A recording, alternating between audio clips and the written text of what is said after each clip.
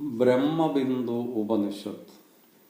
This occupies a very, very important position among the Indian Upanishads because it teaches us so many lessons about the oneness of the soul. That is, this can be treated as the manifesto of interfaith understanding and also of the Advaita philosophy that is very prominent in the Indian soil. It starts with the Shantipada, Om Sahana Vavadu. And the first stanza itself makes a clarification about the two dimensions of our soul. That is, we have a holy mind, those qualification dimensions about our mind. We have a holy mind and at the same time an unholy mind. One who possesses an unholy mind will be after all the desires and the cravings. He would like to possess everything that is in the world. So, stanza 2 says that the mind is responsible for our bondage or mukti. One who is desirous of gaining moksha or salvation, he or she will have to cleanse his or her mind and has to be free from all worldly pursuits. When we come to stanza 5, we get a very, very important teaching about the nature of salvation. It reads like this: Na nirodho na chotpadir na vandhyo na cha shasanam na mumuksha na muktis cheritye sha paramarthada. This is very exciting statement because so many people are after salvation. See, if you are a real Brahmajnani, if you cross the ocean of ignorance, you will come to a stage when you will not even seek for salvation. You transcend even that level of a mind where you crave for mukti.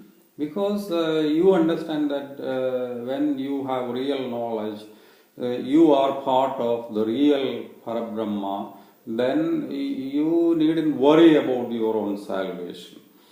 There is no Maya, no relationship, no moksha, and no desire even to attain moksha. This is the ultimate end of knowledge or Vedanta. Na mumuksha, na muktis cheditye sha paramarthata. So, when we come to stanza 12, we find the core of Indian philosophy explained there. Eka evahi bhutatma bhude bhude vyavasthidaha ekada bahuda chaiva drishyate jala chandravat. It is the Paramatma that resides in all creations. The moon is one, but we find several reflections of it in water. So is the Oversoul, which is seen in multifarious forms. Ekada bahuda chaiva drishyate jala chandravat. We find the moon's its reflection in water. Different reflections of the moon in water, but the moon is the same. Just like that, we find so many manifestations of the Oversoul, but the soul is the same. We get so many examples in Brahmabindu Upanishad which underscores the oneness of the souls like this. Stanza 13 and 14 continue with the same line of thought. We can see the sky in the water which is in a pot. See, we see the sky in the water that is in a pot, but the pot breaks. Then we don't see the sky. That doesn't mean that the sky is not there. See, these are telling examples of how we have to understand the nature of our soul and the nature of God. One has to understand that life is just like this. The body may perish, but the soul is immortal. The pot may break, but the sky is there. The soul remains there. It is immortal. The Paramatma knows about all bodies, but a body doesn't realize or recognize the Paramatma. A soul that frees itself from the bondage of Maya will attain eternal light, whereby realizing the oneness of the soul. Different bodies are just like different pots. The super soul knows all beings, but the individual soul doesn't realize the Paramatman which resides in its own body. If one is attached to Maya even in a very insignificant manner, it will be difficult for him for deliverance from all bondages. So that is why they again stress the point, you have to cross the ocean of ignorance and come to grasp that light which is knowledge in order to experience the oneness. A person who wants to attain eternal life, he has to contemplate eternally on the immortal soul. And when we come to stanza 18, there we find a very, very interesting statement. So many exciting ideas we get in this Brahma Bindu Upanishad. Here it speaks about the holy scriptures. See, just as one who abandons the hay in order to collect the grains, we come to a stage, even to a stage when we can abandon the holy scriptures. If you have collected all the essence that are in the holy books, then there comes a stage you are no more a child.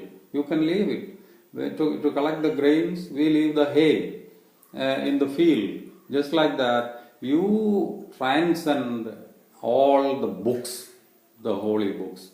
When you know when you gain the real knowledge, you can even abandon the holy books, because there comes a stage because you know the real truth. This is very interesting because we are all attached to all the kinds, the words, every word is, infallible, that kinds of, we have so many types of interpretations, hermeneutics, dealing with the interpretations of the holy books.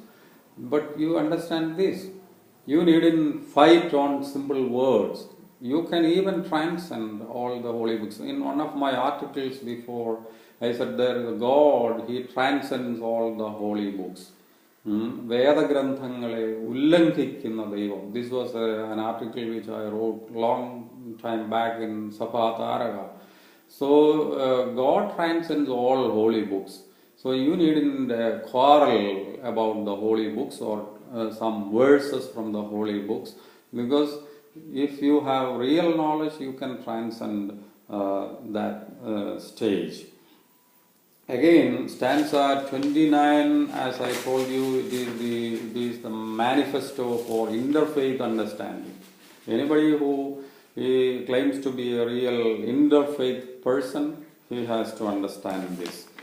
Gavam anega varnanam shirasya pyega varnada chiravat pasyade jnanam linginastu gavam yata. Cows may be of different colors, but the milk is always white.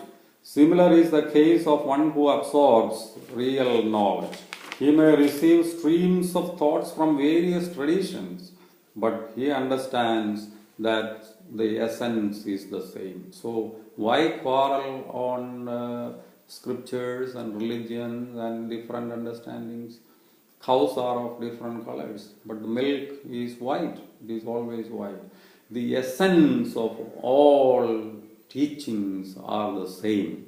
This is the cornerstone for interfaith relationship.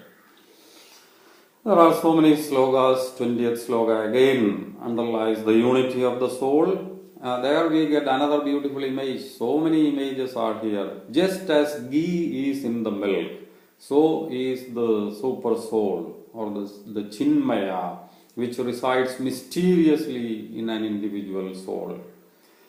The process of discerning Paramatman is just like collecting ghee from the milk.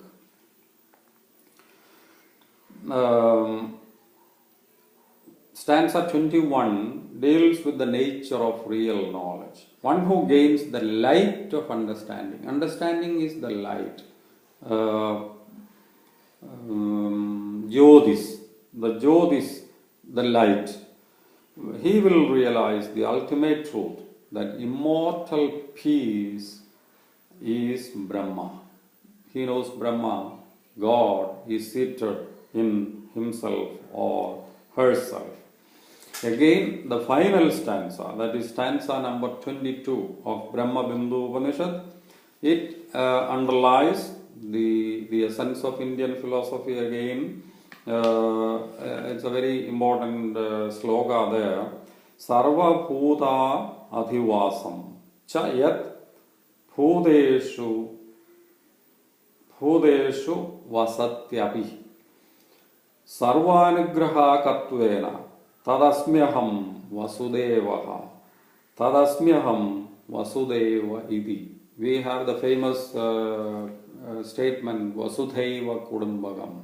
So this stanza explains that everything is part of Vasudeva. We are members of the one family of Vasudeva, who is the ultimate entity, that is God. So in many ways we find this is a very, very pivotal key. This Upanishad is a key to the understanding of Indian philosophy, the basis, the core, the real essence. This can be stated as the ontological statement of Indian philosophy. The essence we find here. So one who has the patience to slowly read and understand Brahma Bindu Upanishad, he can claim to have little bit of knowledge about Advaita or Vedanta philosophy.